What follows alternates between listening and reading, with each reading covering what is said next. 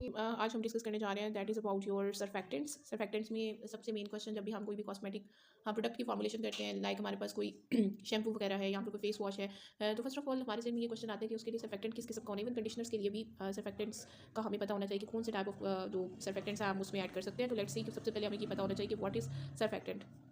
तो सर्फेक्टेंट को अगर हम देखें तो सर्फेक्टेंट क्या होता है, ये वो वाले इंग्रेडिएंट्स होते हैं with molecules that have hydrophobic and.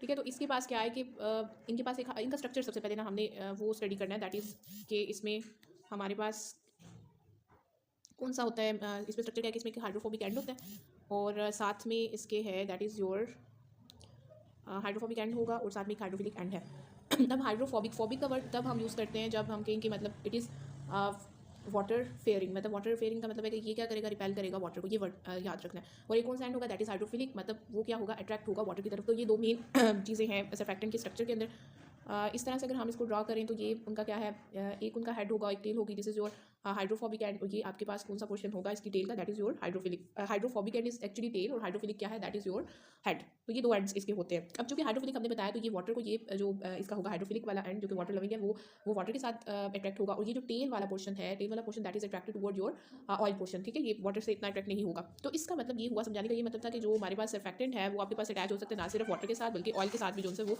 Attach हो सकता है। उसके बाद इंपॉर्टेंट एक स्ट्रक्चर है दैट इज़ माइसेल। इसमें स्ट्रक्चर हम डिस्कस करें तो माइसेल्स के बारे में। माइसेल्स क्या कैसे बनता है, जब आपके पास जो सर्फेक्टेंट का जो हाइड्रोफोबिक एंड होता है, hydrophobic end is attach to your oil portion, और जो आपके पास ऑयल या डर्ट के साथ अटैच हो रहा है, क्योंकि मैंने कहा कि हाइड्रोफोबिक इट्स वाटर फेयरिंग, तो ये ऑयल के साथ अटैच होगा। और अगर हम बात करते हैं उसकी हाइड्रोफिलिक एंड की, तो that is attach with your water, क्योंकि इट्स वाटर लविंग।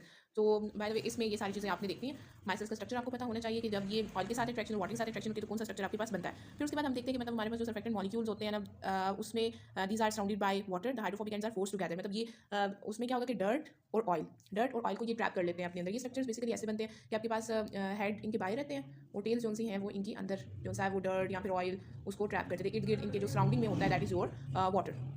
तो इस तरह से ये माइसेल्स का स्ट्रक्चर बनता है। उसके बाद हमारे पास क्या है कि मतलब इसी वे में जब पानी उनके इर्द गिर्द है और उन्होंने डर्ट और ऑयल को ट्रैप किया हुआ है, तो इस तरह से वो क्या करते हैं, डर्ट को क्लीन कर सकते हैं, ऑयल को भी क्लीन कर सकते हैं। ऑयल जैसे आपकी फेस वॉश यूज़ करें तो उसमें ऑयल जो है वो आपकी स्किन सेल्स के अंदर जो है होता है, तो उसको रिमूव करने के लिए हम कोई ऐसा सर्फेक्टेंट ऐड करेंगे जो कि ऑयल को अच्छी तरह से सेल्स के अंदर से रिमूव कर सके। क्योंकि मेनली जो ऑयल वगैरह स्किन में होगा तो that will be prone to your acne और भी काफ़ी इशूज़ होते हैं। तो इसमें सर्फेक्टेंट्स इस तौर पे हमारे लिए अच्छा क्लींजर के तौर पे हम इसको यूज़ कर सकते हैं। That was about your surfactant. Now come to the point कि हमारे पास जो सर्फेक्टेंट है, कोई भी सर्फेक्टेंट है, अगर आप उसको चूज़ करना चाह रहे हैं तो किस बेसिस पे आप उसको चूज़ कर सकते हैं। तो लेट्स सी हमारे पास ये है कि फर्स्ट ऑफ ऑल कोई भी कॉस्मेटिक प्रोडक्ट हम बनाना चाह रहे हैं तो उसमें हम देखेंगे कि वो जो कॉस्मेटिक प्रोडक्ट जो बना रहे हैं हम कितनी उसमें फोमिंग चाह रहे हैं, कितना फोम बनाना चाह रहे हैं, या फिर क्लींजिंग प्रॉपर्टी हमने एनहांस करनी है, कितनी एनहांस करनी है, या फिर आप सिर्फ एक माइल्ड सा क्लींजर बनाना चाह रहे हैं। और उसके अलावा आप विस्कोसिटी पे भी डिपेंड करता है। और इसके अलावा ये भी है कि इसको अब हमने यूज़ कहाँ पे करना है।